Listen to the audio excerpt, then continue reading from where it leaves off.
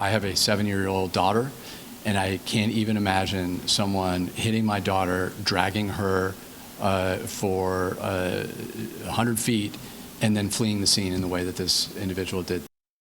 Months after a hit and run seriously injured a young boy along with his brother and mother, New Haven police say the suspect has finally been located and taken into custody.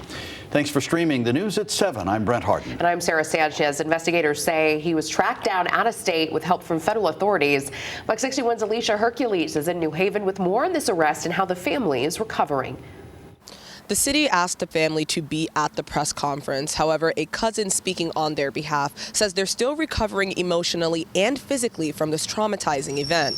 He just expressed to me the feeling as a father to see your whole life just being destroyed in front of your eyes. Avi Mir, a cousin of the father, says while they're still coming to terms with what happened, the family is grateful that an arrest has been made.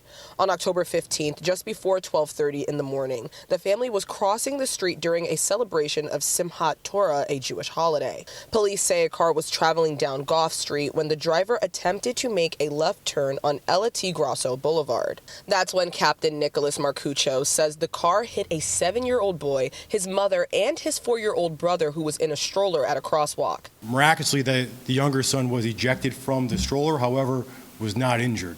The 7-year-old, however, was dragged by the car and had serious injuries. He sustained 2 broken femurs as well as some head injuries. His mother also had minor injuries. The driver drove away after hitting the family.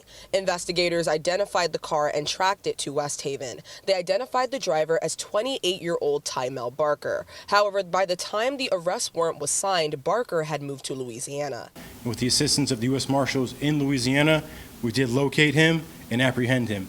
Even though a suspect is in custody, Mayor Justin Elliker says this incident is still hitting close to home for so many parents. And I have a 7-year-old daughter, and one of my biggest fears is that she'll get hit by a car because people drive dangerously in our community. Barker will be extradited back to New Haven. He's been charged with several offenses, including risk of injury to a minor and first-degree reckless endangerment. In New Haven, Alicia Hercules, Fox 61.